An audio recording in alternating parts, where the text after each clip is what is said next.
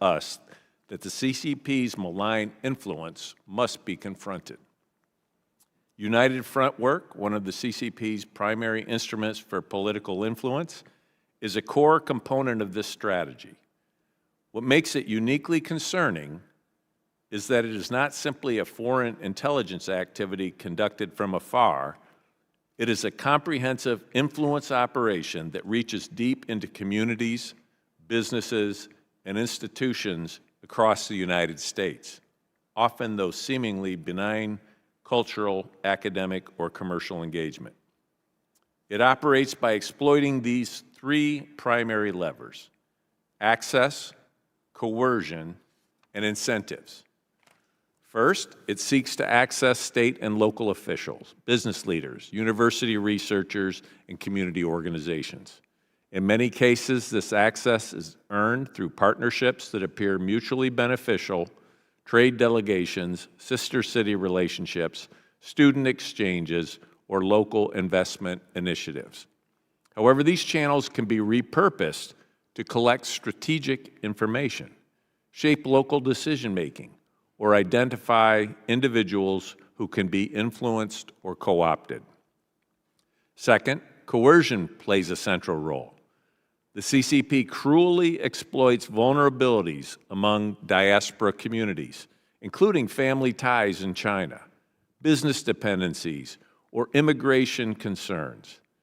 Individuals may be pressured, subtly or directly, to support party-aligned positions, silence criticism, or pass along information. These coercive tactics are often deliberately obscured, making them difficult for local authorities or community organizations to detect, let alone counter. Third, the CCP employs a wide spectrum of incentives. These include commercial benefits, political access, or opportunities for personal advancement. Yet these promises often come with expectations that local officials will support PRC-backed initiatives, that academic partners will share research, or that community leaders will echo narratives favorable to Beijing. The CCP does not distinguish between national and subnational targets. State legislatures, municipal governments, school boards, public universities, local businesses, and community associations are all soft targets.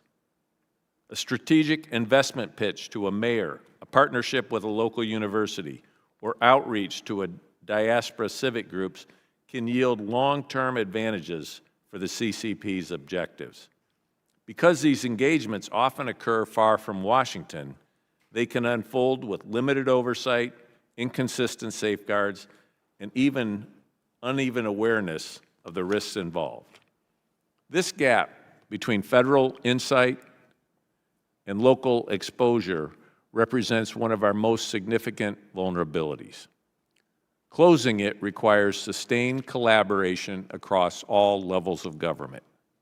Federal agencies must share actionable intelligence and best practices with state and local partners in ways that are clear, accessible, and timely. Local leaders, from mayors to university administrators to community officials, must be equipped with guidance that helps them distinguish legitimate engagement from attempts at manipulation or exploitation. Above all, our response must reflect the same whole-of-society approach that the CCP employs, protecting our economic competitiveness, safeguarding our research, and strengthening the resilience of our communities requires participation from government, industry, academia, civil society, and diaspora communities.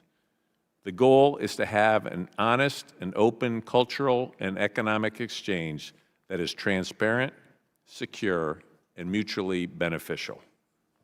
Today's hearing will highlight the CCP's continuing abuse of the United States sovereignty and the divergence between the CCP's words and their deeds. The hearing will focus on two fronts of this battle that demand action from Washington: the CCP's economic espionage and its malign influence at the state level. More importantly, we hope that today's hearing will provide an important step toward building that coordinated nationwide response. Thank you. And I now recognize the ranking member for his remarks. Thank you, Mr. Chairman, and I appreciate the bipartisan way you have conducted this committee and your leadership. I share the concerns about China's economic espionage. It is undisputed that they have stolen intellectual property from American manufacturers, that they required coercive joint venture agreements. Our companies went there and basically, to have access to the market, were required to give up intellectual property, and they have tried to get intellectual property from our technology companies and our manufacturers. And we need to stop that. We need to stop the offshoring of our jobs to China, the offshoring of our industrial base to China, and certainly make sure that we have a level, fair playing field. We don't steal China's technology. They shouldn't be stealing ours. We don't have economic espionage with China. They shouldn't be having economic espionage with us. And we need to have self-reliance on critical industries in this country. And so I look forward on that to working on a bipartisan basis.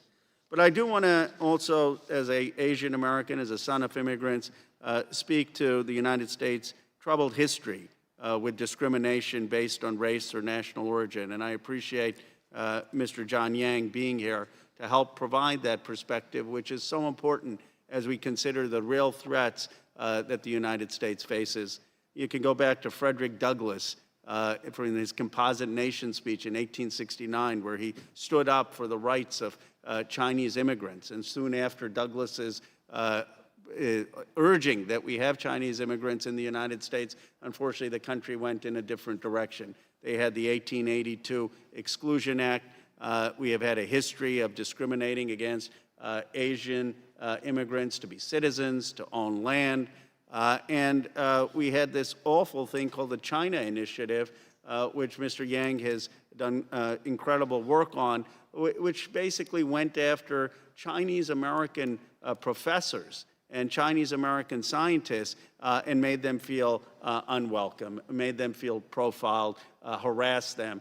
And now it's been discontinued because they recognize that Chinese-Americans actually contribute to the United States. Did you know that of the top AI researchers in the United States, 38% of them are of Chinese origin?